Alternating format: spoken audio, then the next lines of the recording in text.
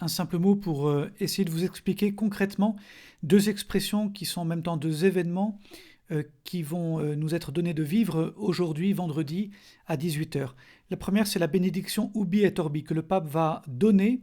Ubi et Orbi, c'est-à-dire à la ville et au monde. À l'issue du temps de prière sur la place Saint-Pierre, le pape va donner cette bénédiction, qui est une bénédiction qu'il donne rarement, le jour de Noël, le jour de Pâques et le jour de son installation comme nouveau pape, enfin de son élection.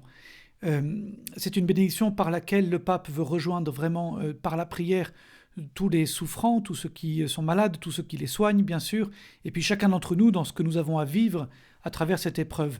C'est une bénédiction qu'on peut recevoir même si on n'assiste pas physiquement bien sûr à l'événement, mais qu'on écoute à la radio, qu'on regarde à la télévision ou qu'on assiste en direct grâce à Internet. Cette bénédiction est aussi particulière parce que est attachée à cette bénédiction, et c'est la deuxième expression, la grâce de l'indulgence plénière.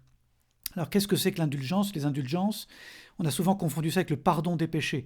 En fait, ce n'est pas le cas, c'est complémentaire au pardon. Prenons un exemple très simple.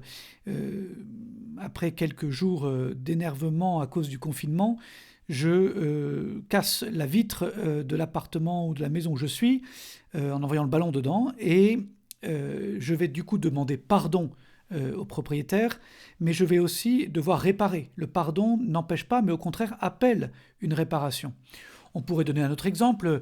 Je suis blessé, le médecin va soigner ma blessure, mais il va rester une cicatrice ou il va rester des conséquences. Je vais avoir besoin de temps pour rééduquer, pour réapprendre à marcher, pour guérir les conséquences de la blessure initiale, pour guérir ces conséquences du péché. Eh bien, en quelque sorte, c'est pareil pour nos péchés.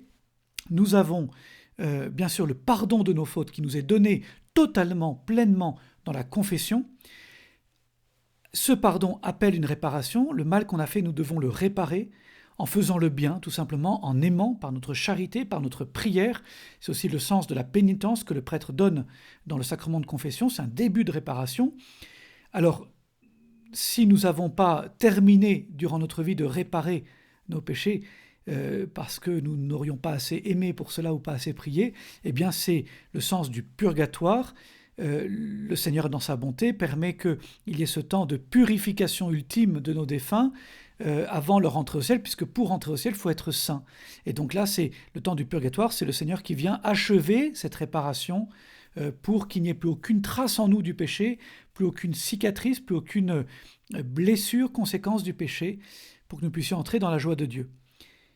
À certains moments, à certaines occasions, en particulier quand le peuple de Dieu a besoin d'un soutien particulier, de la miséricorde, une force particulière, eh bien l'Église accorde la grâce de l'indulgence. C'est-à-dire que c'est elle qui va venir réparer de notre vivant ce que nous devrions faire par nous-mêmes, en puisant dans les mérites de Jésus-Christ et de tous nos grands frères les saints. Eh bien l'Église va prendre sur elle cet acte de réparation, cet effort de réparation. Voilà. Donc c'est comme un surcroît de miséricorde, voyez, qui vient compléter notre désir de conversion, qui vient vraiment nous soutenir, nous encourager. Cette grâce de l'indulgence plénière est donc, par le désir du pape, va être accordée donc en lien avec cette bénédiction Ubi et Orbi. Rome a aussi annoncé qu'elle était accordée à tous ceux qui étaient atteints par l'épidémie, à tous ceux qui les soignent, à tous ceux qui en prennent soin.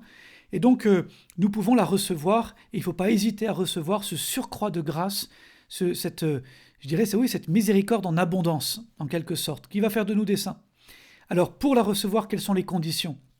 D'habitude, pour recevoir la grâce de l'indulgence, et ça montre bien que ce n'est pas de la magie, c'est toujours attaché à un effort de conversion, ça accompagne notre conversion, eh bien, il faut se confesser dans les jours avant ou les jours après, c'est-à-dire que vous voyez, ça marque notre désir authentique de conversion. Il faut pouvoir communier dans la semaine d'avant ou la semaine d'après, et puis il faut prier aux intentions du pape, en l'occurrence les intentions, ici c'est la lutte contre l'épidémie. Alors vous allez me dire, oui, mais on est confiné, donc on ne peut pas se confesser, on ne peut pas communier. Eh bien, Rome a pris cela en compte, évidemment, et a fait savoir que,